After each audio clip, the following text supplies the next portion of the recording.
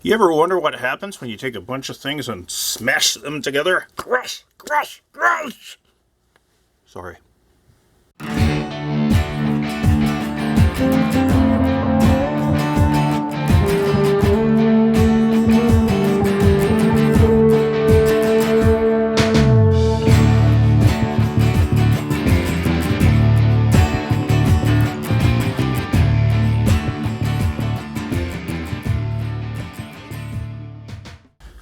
I think I've said at least once in this class that the difference between just having an opinion and making an argument is that we bring in stuff to support our opinions.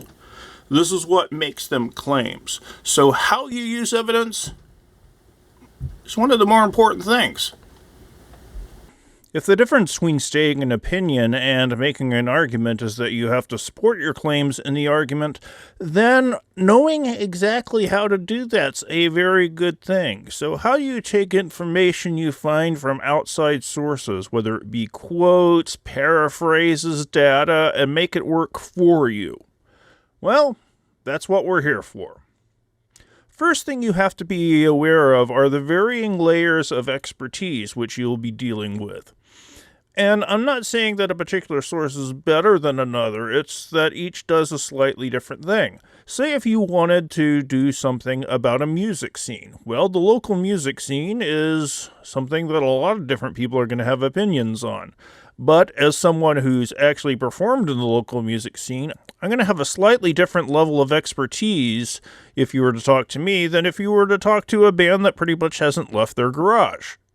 Garage bands are fine, they're fun, I've been in a number of them, but it's a different thing to play with a few people in a garage than to play in front of people in a wider environment.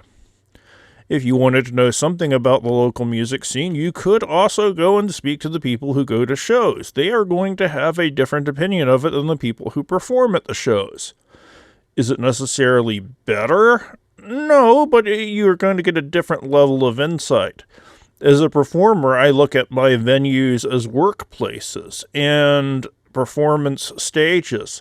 People who go to shows have a completely different mindset when they're at the shows than I will. They're out to be impressed rather than to impress. They're out there as part of a social experience as opposed to an artistic presentation or a business transaction, however you want to talk about that. Now, if you really want to know something about a music scene, you could talk to someone like me, or you could talk to someone who people actually like to go see.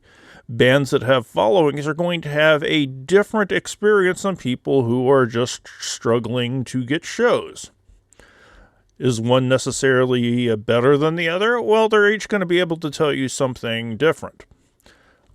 I can't really tell you what it's like to consistently play to packed houses, because that just isn't my experience. But the top bands on the local scene probably can't tell you as well as I can how you go about getting shows and how you have to scrape to get shows. If you're the most popular band on the scene, you don't really have to worry about such things, do you? They're going to have a completely different experience of playing music than, say, a nationally known touring band. These are my buddies in a band called Two Cow Garage. I have been watching them play for 15, 20 years now. They're not major label. They're all self-financed. Some of them work jobs when they're not on the road. But they have played all over the country, something I have not done. Something that the top local bands have not done. They're going to be able to give you a completely different point of view on the subject than I can. What about major label bands? Bands that are out there touring quite widely, who do so successfully. The Black Keys are from Akron, so they're an Ohio band, so they'd be able to tell you something about the Ohio bar scene. But let's face it, they haven't played in a bar in quite some time. They're theaters and arenas. Their experience is going to be much different than my friends in Two Cow Garage, who only have played theaters and arenas while opening up for other people. They're playing much smaller venues. One band makes a lot more money than the other, and one band can travel in a lot better style than the other. Black Keys will be able to give you a different level view of what it means to be a musician. Not the same level of view as, say, if you were able to talk to Lady Gaga, who is one of the top grossing artists. There's not a lot of those, but they definitely don't know what it's like to play a local club, any more than I know what it's like to play a Coliseum. Just how it goes. So, when you're looking for a source to engage, know that there's going to be a lot of variety of people you can talk to, and a big variety of sources you can look at. Find the one that's most appropriate to what you're talking about. How do you use outside sources? Well, there's many ways, some of them better than others. One could throw a quote in at the end of a paragraph. It's like, here's everything I'm talking about. Oh, by the way, here's this expert. Is that really supporting my argument as best as it could? Probably not. It looks like it's a tack-on thing more than anything else, and that's not how you make a successful argument by, oh, by the way, there's other people. You could summarize what an expert in the field says. If you're summarizing an expert in the field, are you really making an argument, or are you just telling us what someone else's argument is? You could find a quote which says exactly what you're thinking. And again, this is not too different than summarizing an expert, though. If you're just throwing someone else's quote in there, what are you bringing to the table? There's a better approach. And I think that it's taking your quote, your paraphrase, your data, and building off of it, using it as a jump-off point. I bet this guy didn't have a very good next day. Anyway, the expert brings up point A. Expand on it. Extrapolate from it. Directly connect it to your specific subject and point out how it's different. Point out how the person is right, but by looking at your subject, you learn a little bit more. You could challenge a point that an expert makes. Find a source that you don't completely agree with. Oh, you're right in this way. You're wrong in this way. Sometimes really good stuff can come from finding someone you disagree with and then making your argument a refutation of someone else. It's a way to engage someone else's argument on a structural level, and it helps you organize your own stuff. But it is definitely situating you within an argument because you're saying that this established view doesn't really sum up what's going on. You could also just suggest argumentative nuance. This expert is right on this, but wrong on this. While this expert does a good job in explaining this, their point doesn't really extend to blah, blah, blah. This way you're taking outside quotes, you're taking outside sources, and you're using them as a point for you to go off on your specific subject. You're using them to help you. You know, if you're expanding on a point someone else makes, you're using it as a true jumping off point. You're positioning yourself in the field by aligning yourself close to someone but still differentiating yourself.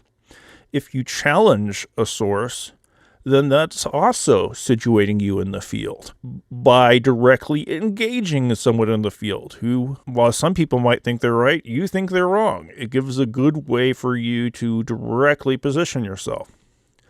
Suggesting argument at a nuance means that in this variety of positions, no one is quite right. Let me wedge myself in between these people. When you're using outside resources, when you're using outside sources, there are many things that are good to do and many things that are bad to do. In the do's, incorporate the quote back into the argument. Don't just throw a quote on and then move on to your next point. It might be obvious to you how this quote supports your argument, but you're not the reader. Spell it out for the reader. Get into the nuance of the meaning.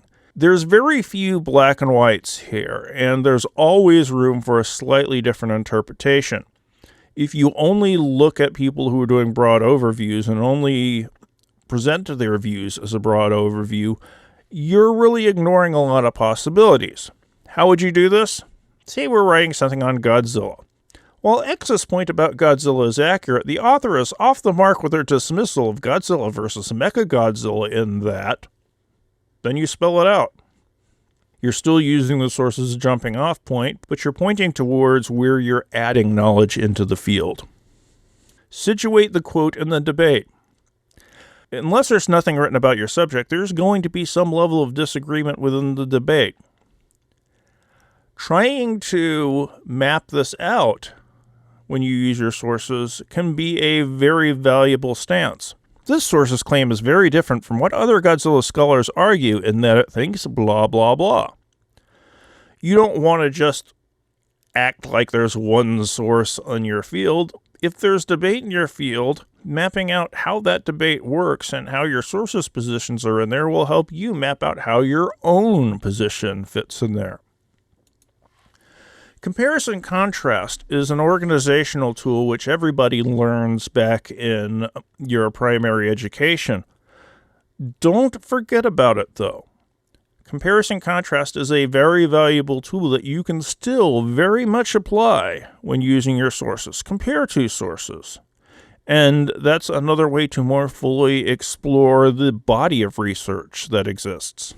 In terms of don't just summarize. If you just summarize someone else's sources, you're not building anything. You're just throwing what's already built at the reader. It's not a way to make a mark. Don't overload the reader with data. I don't love formulas, but there is a school of thought that says you have 2 to 3 citations per page tops. If I see nothing but citations, if I see like 8 or 9 cited things on one page, as a reader, I'm going to wonder where the author is. Is this just a summary of what everyone else is doing and not doing anything original? On the other hand, if I don't see any sources, I'm going to wonder, have you paid any attention to the field? Don't begin a paragraph with a quote any more than you would end a paragraph with a quote. Beginning a paragraph with a quote is using someone else's argument instead of making your own. Ending a paragraph with a quote is failing to situate that quote in your own point of view. And these are all important. If you approach quotes the right way, they can bolster your own argument. If you summarize, if you overload, if you fail to contextualize, then you're just kind of creating a little bit of a mess. And you know who might come after you? That's right. One of the things I think you know about me is I like Lego. And one of the things about Lego is you can't just simply throw pieces together. Having a plan of attack is a good thing, and you have to have support. Otherwise, stuff falls all over the place. Using quotes, and yes, I know this is a very tortured metaphor, is kind of like that. You have to have them in there to support what you're doing. They help provide some level of structure, but you can't build just out of quotes. So, use them as jumping off points, build on them, and it's one way to better enter the world of knowledge. See you next video.